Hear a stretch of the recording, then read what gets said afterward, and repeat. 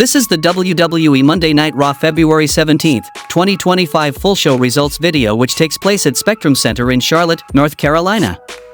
Sami Zayn makes his entrance and gets on the mic and he thanks the crowd for their applause, saying it's good to hear before moving on.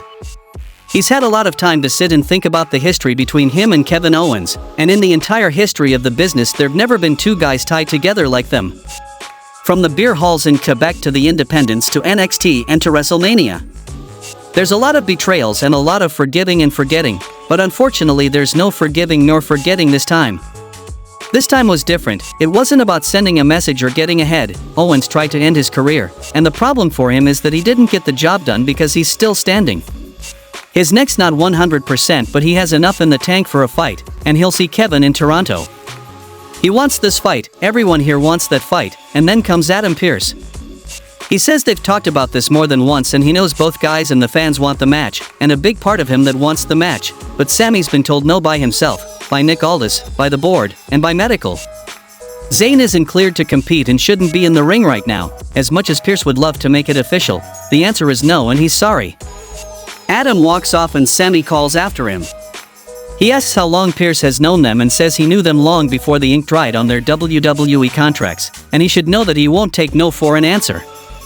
He's not leaving the ring until he gets the match. Pearce says he's known him for 20 years, and he knows that Sami knows that he can't sanction the match. That means if Kevin wants to wrap a chair around his face, he can't stop him. If Kevin wants to drag him to the concourse and beat him unconscious, he can't stop him, and if Kevin wants to piledrive him again, and again, and again, he can't stop him. No referees to enforce the rules, meaning a lot of risk for very little reward, and he's risking his career for nothing. If Pearce gives him this match, it could be his very last match.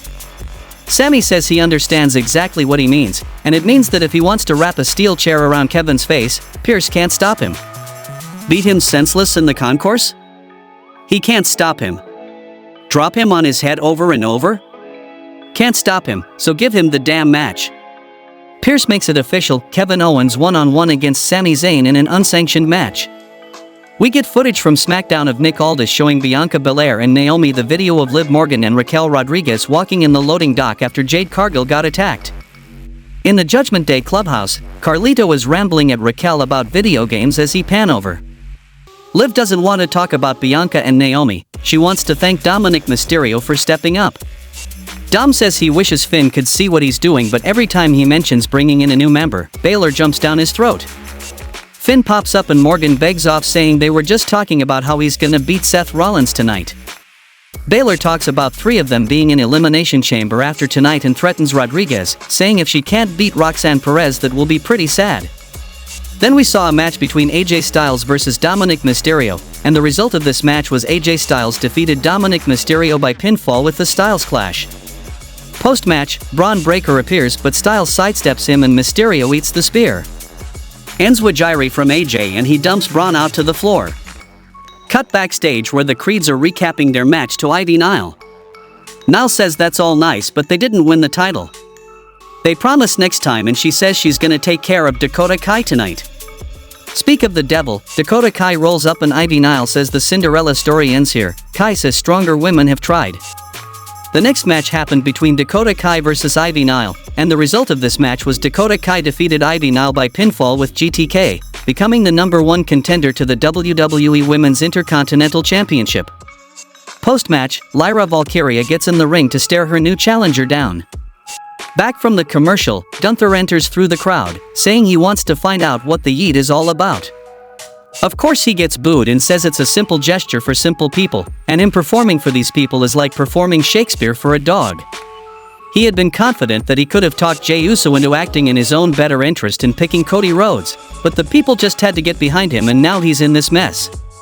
At WrestleMania, the match won't happen in the crowd, it will happen in the ring, where Gunther outclasses Jey in every aspect of this sport.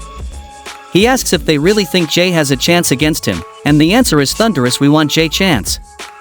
He says none of them have a clue, so he wants a professional opinion and he climbs P on the announce desk.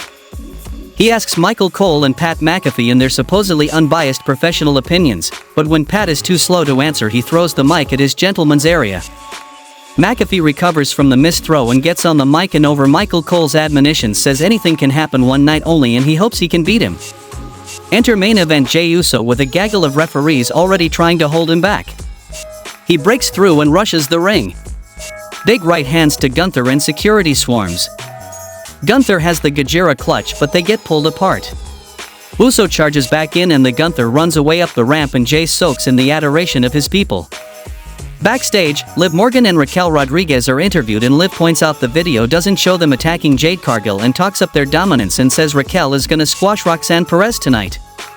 They don't have time for silly theories, but if they attack Jade, they wouldn't regret it for a second. The next match happened between Penta vs Pete Dunne, and the result of this match was Penta defeated Pete Dunne by pinfall when Penta puts Dunne into Kaiser and scoops him back up, and hits the Penta driver. Pete Dunne and Ludwig Kaiser try to attack Penta post-match but he fends them off. Jey Uso was interviewed backstage and he says people are doubting he can beat Gunther, but he won the Royal Rumble and at WrestleMania he's gonna shock the world again. Then we saw the Elimination Chamber qualifying match between Raquel Rodriguez vs Roxanne Perez, and the result of this match was Roxanne Perez defeated Raquel Rodriguez by pinfall with Pop Rocks, qualifying for the Women's Elimination Chamber match. Post-match, the tag champs are ready to attack Liv more but Rodriguez makes the save. Seth Rollins is interviewed backstage in a bright red Muppet-skin coat and talks up his match tonight and says he needs the win more than Finn Balor does. Karrion Kross and Scarlett Bordeaux roll up and Kross calls Sami Zayn out and asks if Jey Uso actually believes he's beating Gunther and Seth Rollins believes he's actually winning tonight and does Sami really believe he stands a chance against Kevin Owens in his current state. Back from commercial we get an Io Sky promo video using a metaphor of drowning and saying this match with Rhea Ripley is the only opportunity she needs. The New Day make their entrance and mockingly they wish Rey Mysterio a speedy recovery but again the boos are so loud they can't talk. Xavier Woods accuses Rey of leeching popularity off of every young new luchador that comes around and Kofi Kingston asks why you put Mysterio on such a pedestal and points out he's won more titles and been here longer than Rey has, and he never left, so if anybody should be a locker room leader it's him. That's why they took a chair to his ankle last week and left him crying and embarrassed, and they talk about how everyone should be prostrating themselves on hands and knees and thanking God for the New Day. Then comes the Latino World Order, consisting of Dragon Lee, Joaquin Wilde, and Cruz del Toro and Dragon says what they did to Rey was unforgivable and says they suck. Wilde and del Toro rush in, Lee is right behind them and they overwhelm New Day. Bianca Belair and Naomi are interviewed backstage and they talk about what a load off knowing Liv and Raquel attack Jade is and the success they expect to have in Elimination Chamber. In the main event of the show, we saw Elimination Chamber qualifying match between Finn Balor vs Seth Rollins, and the result of this match was Seth Rollins defeated Finn Balor by pinfall with Blackout, qualifying for the Men's Elimination Chamber match. Seth Rollins stands tall, and the show goes off the air. How much you would rate this week's Monday Night Raw show? Let me know in the comments, and thanks for watching.